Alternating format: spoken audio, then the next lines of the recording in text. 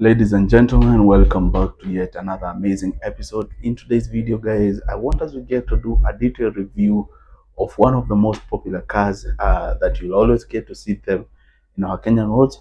And the good thing is that these cars, they have been in production for quite some years. We're talking about decades.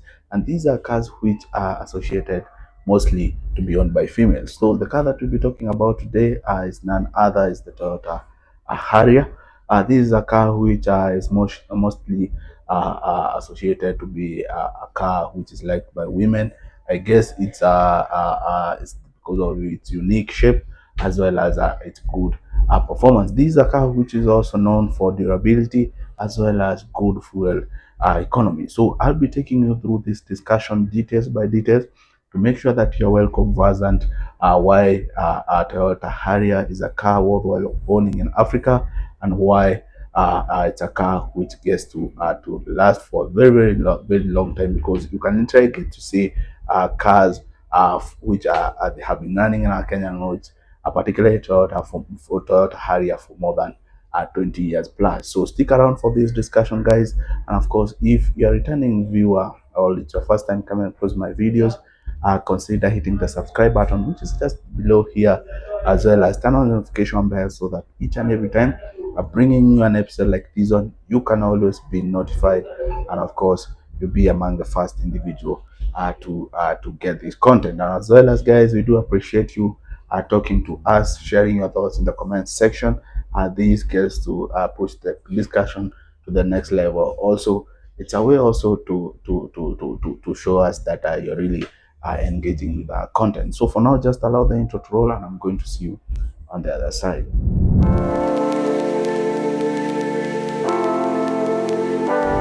Welcome back. Whenever you get to hear about Toyota, there are some of the cars which could come into your mind. We are talking about cars which are closely compared to the Toyota Harrier. So we are talking cars such as the Toyota, the RAV4. We are talking about the Mazda CX-5 as well as the Lexus, the NX. So it's very important that you get to understand there's a difference between Lexus and Harrier. So we'll be looking into some of those differences, but mostly we'll be focusing on the Toyota Harrier because that's the discussion for today. We'll be looking at the engine specs as well as other interior as well as the exterior features that you need to know if you're looking forward, of course, to own a Harrier, or even if it's your dream car. It's important that you get to have some more details and understanding. So for now, guys, we'll be looking at the engine specs. So let's just go ahead and get to diving. Well, when you get to talk about the Toyota Harrier, they do come with different engine types depending with the model. They're talking about some do come with the 2.5 liter. This is mostly the hybrid petrol engine, that is petrol engine. There are those one which comes with 2.0 liter, that is petrol engine, as well as we do also have the Harrier, which gets to come with the turbo, which is turbocharged. We're talking about the 2.0 liter petrol charged. But our discussion today will be focusing on mostly the model of the Toyota, which is mostly common in our Kenyan roads, and we are talking about the 2010 Toyota Harrier. So this particular unit do come a very unique engine, and that is the engine code of this car is the 2AZ. This is the engine which for quite sometimes have been known for good performance, as well as it's a very powerful engine, because we're talking about a minimum of 160 horsepower. That is the power that it gets to give out, and that's a lot of power considering this is not a very big car. So also we're talking about with the Toyota Harrier, mostly they are petrol, they do consume petrol. So with the 2010 version, we are talking about the XU30 generation. This car mostly came with the 2.4 liter four-cylinder engine, and by four-cylinder, they are all in line, meaning they are all in one column.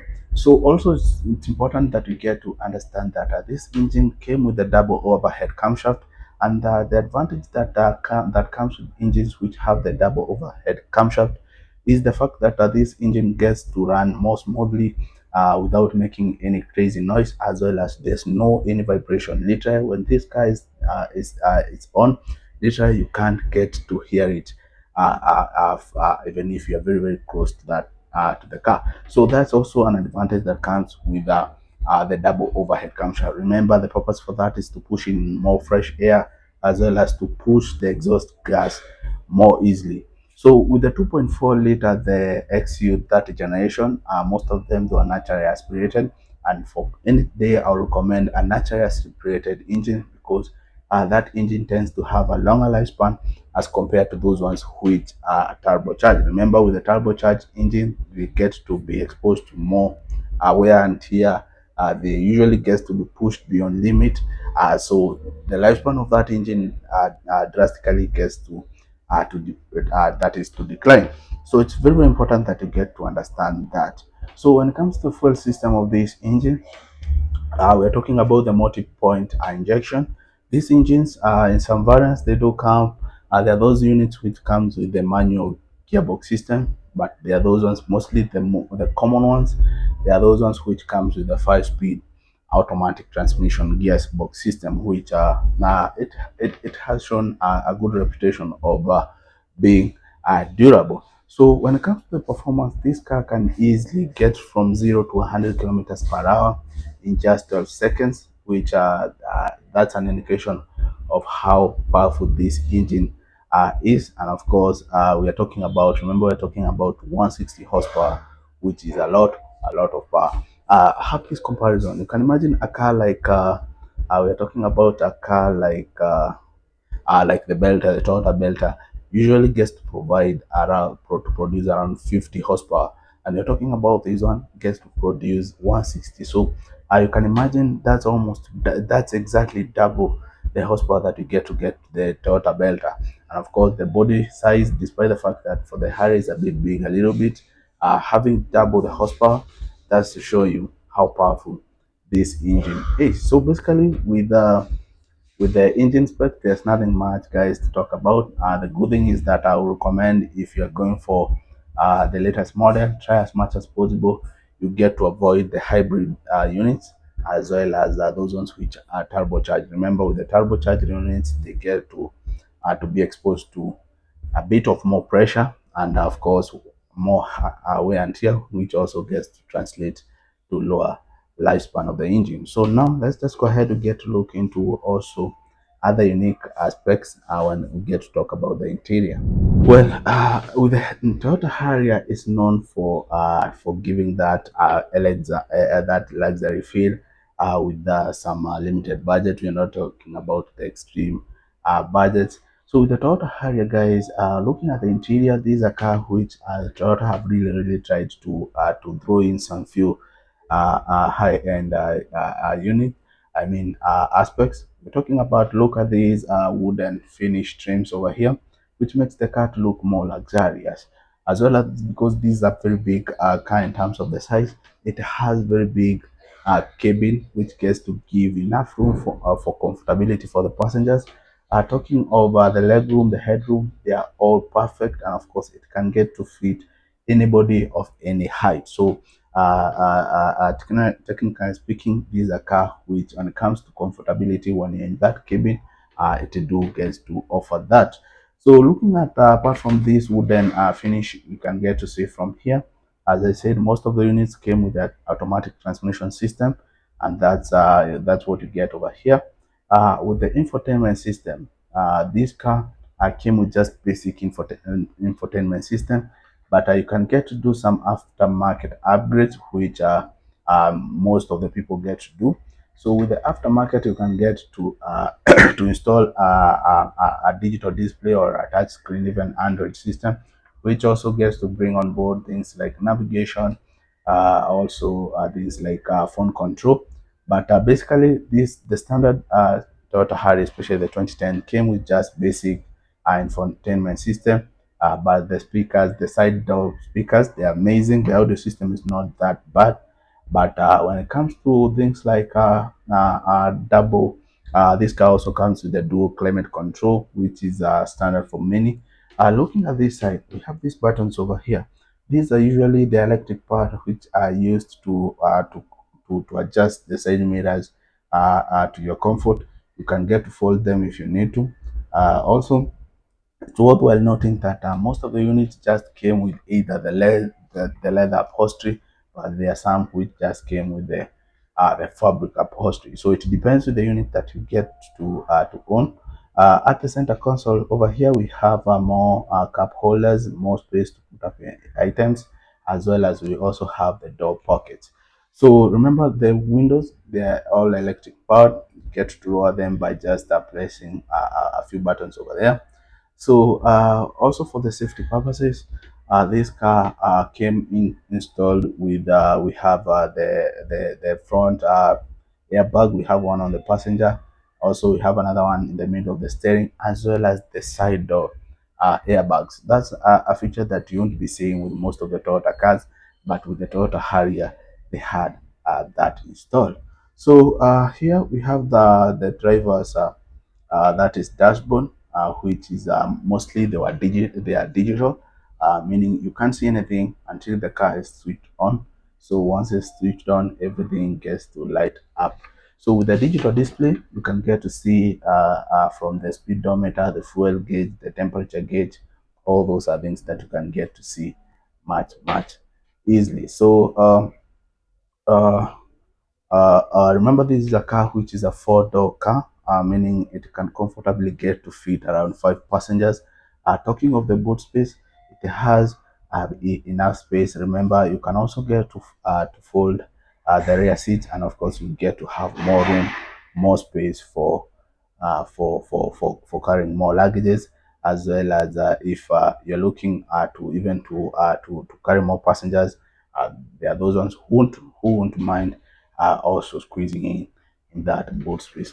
But it's worth noting, but Toyota Harrier is a car which can really get to serve you for a very long time, especially when you get to take to give it a regular servicing, as well as proper handling. So basically, though, that's all you need to know about the Toyota Harrier, the interior specs. Let's just go ahead now. We get to talk about the exterior features. The exterior features. We are talking about a car which has a very unique shape, as well as it do comes with very big wheels, which is an advantage because it gets to give the car some very good ground clearance, or especially if you are to move to places where the road is not that it's not nice.